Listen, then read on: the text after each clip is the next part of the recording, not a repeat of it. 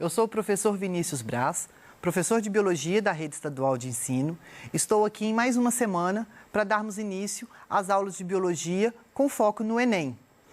Iniciamos na semana passada com o tema o ser humano e o meio ambiente e continuaremos nessa semana também lidando com a competência diária número 3 de Ciências da Natureza, que vai falar associar intervenções que resultam em degradação ou conservação ambiental a processos produtivos e sociais e a instrumentos ou ações científico-tecnológicos. Continuaremos também com a habilidade número 10, que é analisar perturbações ambientais, identificando fontes, transporte e ou destino dos poluentes ou prevendo efeitos em sistemas naturais, produtivos ou sociais. Como essa aula é uma sequência da aula anterior, onde falamos sobre o que é um bioma e dos principais biomas brasileiros, nós falamos da floresta amazônica e do cerrado. Faltaram 4 biomas, então iremos dar início com os mesmos objetivos: identificar os biomas brasileiros e caracterizar os diferentes domínios morfoclimáticos do território brasileiro. O nosso terceiro bioma a ser tratado, então, vai ser a caatinga, tá? Mas não se esqueçam, gente, a caatinga, ela é um bioma e não tem nada relacionado com o mau cheiro que muitas pessoas falam, que tem mania de falar, uma caatinga, caatinga. A caatinga, ela está relacionada com a Mata Branca, é assim que os índios a chamavam. Ela é um tipo peculiar de savana, ela possui temperaturas elevadas e umidade do ar baixa. A sua pluviosidade, ela vai ser reduzida, ou seja, ela vai ter grandes períodos de seca, chove pouco na caatinga. O solo, ele é fértil e superficial, porém, com a disponibilidade de água em intensos períodos de seca, é improdutivo, o solo então se torna improdutível. Está ocorrendo um processo de desertificação na caatinga, devido à ação, então, antrópica, ou seja, a ação do homem, com esses impactos ambientais que ele vem feito. Isso tudo também está relacionado, muitas coisas, com o desmatamento da Amazônia. Mas o que a Amazônia ela tem a ver com a caatinga? A Amazônia está lá no norte, a caatinga está aqui no nordeste. Então, na última aula, eu falei que a floresta amazônica ela tem intensa ciclagem de nutrientes. E com isso, então, vai liberar para a atmosfera grande quantidade de vapor de água. Essa grande quantidade de vapor de água que sobe para a atmosfera, ela vai influenciar e muito na atividade das chuvas, na quantidade de chuvas que vai ser vinda para essa região sudeste, centro-oeste e nordeste do país. A partir do momento que eu estou tendo, então, um devastamento, um desflorestamento da Amazônica, essa ciclagem de nutrientes vai ser reduzida, consequentemente, a quantidade de vapor de água que ia para a atmosfera vai ser reduzida e, com isso, vai chover menos. Chovendo menos, a caatinga vai passar por mais tempo de seca. Os rios, eles são intermitentes, então, quando tem um período de seca, ele seca. Começou a chover, eles vão então formar os seus cursos d'água, só que causam transbordamentos pelo falo do solo ser bem superficial. E nós temos 2 macro-regiões bem sinalizadas da caatinga, o sertão e o agreste, que todo mundo já deve ter ouvido falar no agreste nordestino e no sertão nordestino. E eles são bem fáceis da gente estar identificando. Então, isso aqui eu tenho então um mapa da caatinga, ele pega então um pedacinho de Minas Gerais, do norte de Minas Gerais, e passa então para a região nordeste. Aqui, olha, reparem, a vegetação ao fundo da caatinga e o solo, como é bem seco, ele deve estar em um período de seca. E aqui nós temos essas 2 macro-regiões da caatinga que eu vim falando com vocês. O sertão, que vai ficar mais no interior, por isso ele vai ser mais seco e tudo mais, com pouca vegetação, e os agrestes que estão mais próximos ao litoral. Mas percebam aqui no mapa que ele não vai ocupar 100% do litoral, porque nós temos um outro tipo de vegetação predominante nessa região. Então, um agreste, ele vai ficar mais na extremidade aqui, tá? E isso, então, digamos, esse verde que a gente consegue ver de acordo da vegetação, se deve então à disponibilidade da umidade de ar devido à região litorânea. A vegetação da caatinga, gente, ela vai apresentar xeromorfismo, né? São plantas que vão adquirir essa capacidade, então, de sobreviver em ambientes com pouca disponibilidade de água e a grandes períodos de seca, além da temperatura elevada. As suas folhas dessas plantas, algumas elas podem ser, além de modificadas em espinhos, elas são também plantas caducifólias, que são plantas que perdem as folhas. Daí o nome caducifólias. As raízes, elas são superficiais, não adianta ter uma raiz profunda com essa falta de água. Então, as raízes são superficiais, porque qualquer chuvinha que tem infiltra no solo e ela consegue absorver.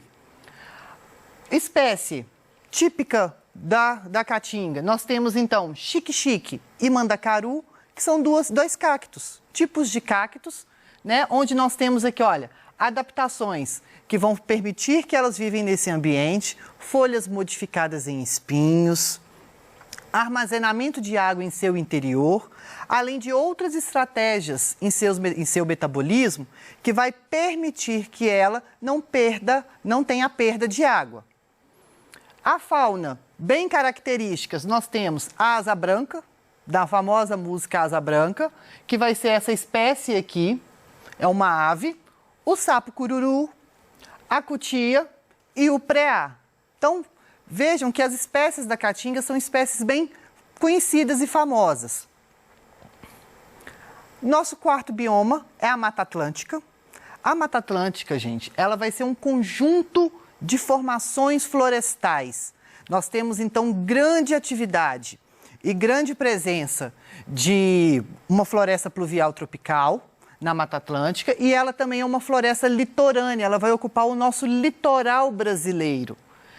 Ela teve o território reduzido desde o descobrimento do Brasil.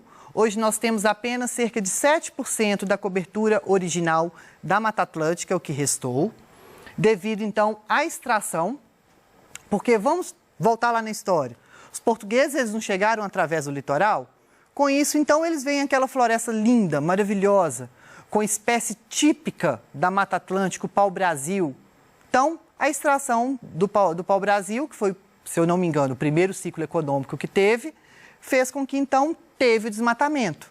Além do que, outras espécies também características e endêmicas da região, que foi objeto de cobiça para o mercado. A vegetação ela vai ser perene, nós temos alto índice pluviométrico, o clima ele vai ser quente, mas também ele é úmido devido ao litoral, grande estratificação vegetal, igual típica à floresta amazônica, e nós temos diversos subtipos, gente, da Mata Atlântica, matas litorâneas, matas das encostas, matas do interior e a mata de araucária. Sim, a mata de araucária lá do Paraná, aquela que tem o pinheiro do Paraná, pinos, lá do Rio Grande do Sul e da região do Paraná, ela é um tipo de Mata Atlântica. Observe então, gente, aqui nesse mapa, né, nesse primeiro mapa aqui, olha a cobertura inicial da Mata Atlântica como era. Ela ocupava praticamente todo o litoral brasileiro. A região sul, olha como ela era bastante ocupada pela Mata Atlântica. E hoje, a nossa cobertura, cerca de 7%, é o que restou da Mata Atlântica.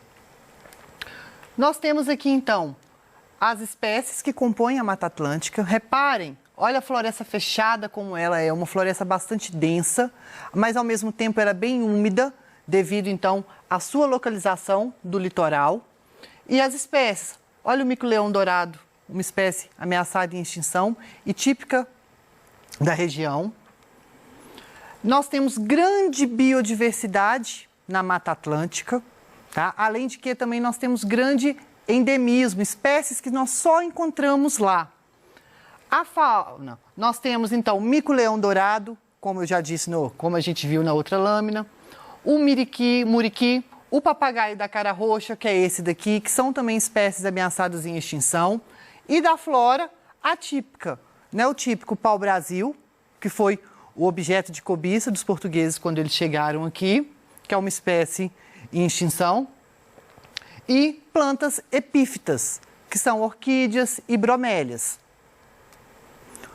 O nosso quinto bioma, o Pantanal Mato-Grossense, como é popularmente conhecido, né, ele vai ser a maior planície inundável da América. Isso mesmo, ele vai inundar, transbordar, os rios transbordam. Tá? O clima ele é quente e úmido, devido a essa quantidade de água. O transbordamento dos seus rios se dá nos períodos chuvosos. Ocorre, então, uma heterogeneidade temporal e espacial da vegetação. Então, a gente não tem uma distribuição homogênea, né, regular dessa vegetação. Ela é bastante diversificada. A vegetação ela é caracterizada de acordo com a altitude. Quanto mais alto for, menor a quantidade, o porte, digamos assim, o porte dessa vegetação. Quanto mais baixo eu tiver, maior é o porte que eu tenho. E as plantas, elas são adaptadas a alagamentos periódicos. Existem regiões que vão ficar alagadas durante todo o ano, mas também existem regiões que vão ficar alagadas somente quando há períodos chuvosos, quando ocorre o transbordamento dos rios. Então, aqui, ó, nós temos essa região, então, do Pantanal, por isso o nome Pantanal Mato-Grossense, porque ela está presente nos estados do Mato Grosso e do Mato Grosso do Sul. Reparem, olha, planícies inundáveis, então elas são bem devido aos transbordamentos dos rios. E nós temos bastante vegetações de médio porte, pequeno e de grande porte, tá? Igual a gente vê aqui, ó, uma região alagada e a árvore aqui. E todas essas plantas, elas possuem adaptações, sejam raízes que a gente fala, raízes respiratórias, sejam raízes tabulares, ou sejam raízes, ou também na hora que a gente vê as folhas delas, os seus estômatos eles são virados para a face superior da folha, que aí vai permitir, então, essa perda de água.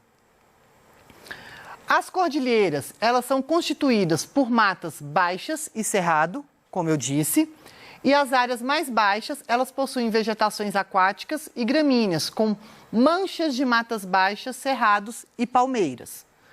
A fauna, nós temos o tabanduá-bandeira e o tuiuiu, que é a ave característica e símbolo do Pantanal Mato-Grossense. Ela vai ser a nossa maior ave brasileira e ela pode chegar até 2 metros de envergadura quando eu meço de uma asa até a outra. Ela pode chegar até 2 metros.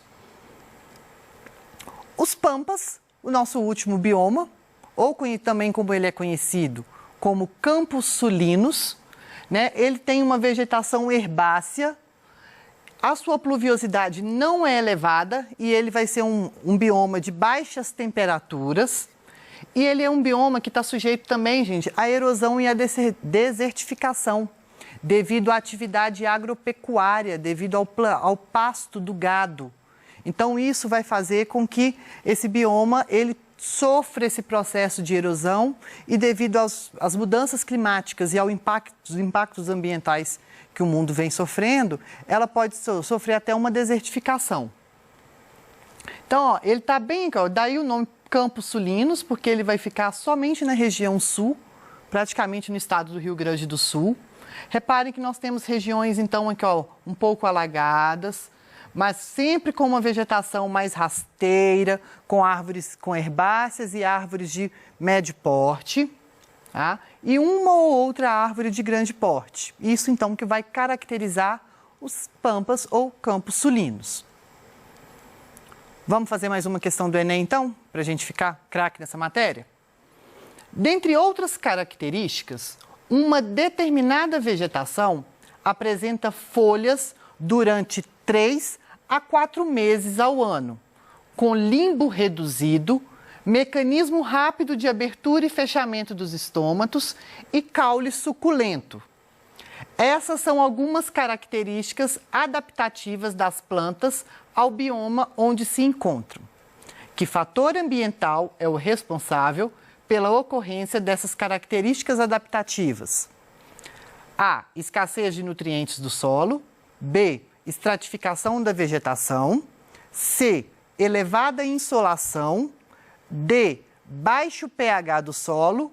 Ou E. Escassez de água.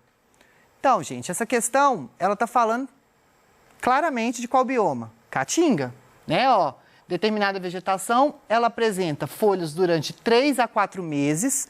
Olha as folhas caducifólias aí, com limbo reduzido, mecanismo rápido de abertura e fechamento de estômatos devido às altas temperaturas, porque se eu tenho estômago aberto para estar entrando oxigênio, automaticamente eu vou estar perdendo água.